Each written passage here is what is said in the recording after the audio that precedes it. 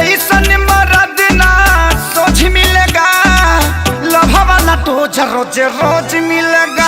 हमारा जैसन मरद ना सोच मिलेगा, लभा वाला तो रोज रोज मिलेगा, रोज रोज मिलेगा।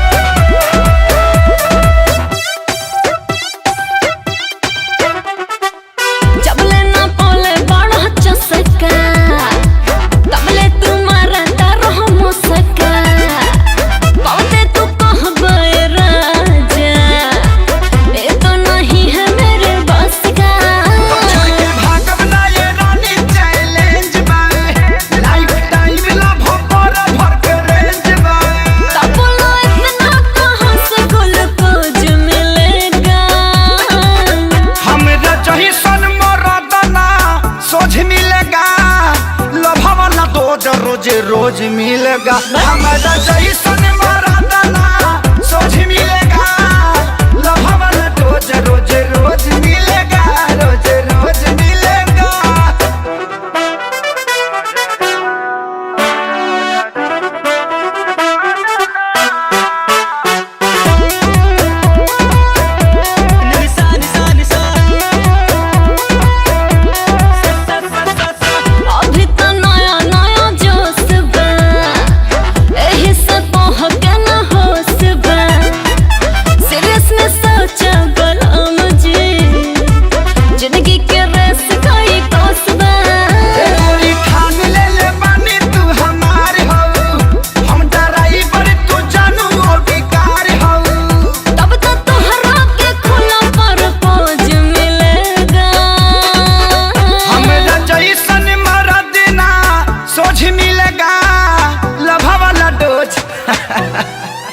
हमारा जैसन मरद ना सोच मिलेगा, लभा वाला रोज रोज रोज मिलेगा, रोज रोज मिलेगा।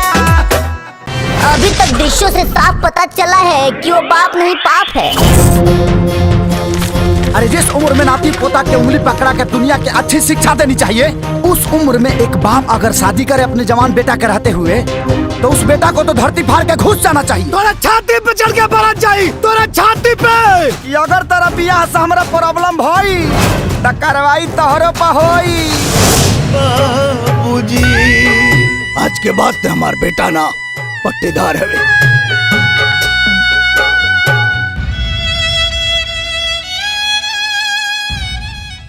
हमारा जैसन मरद ना सोच मिलेगा, लभा वाला तो रोज रोज मिलेगा।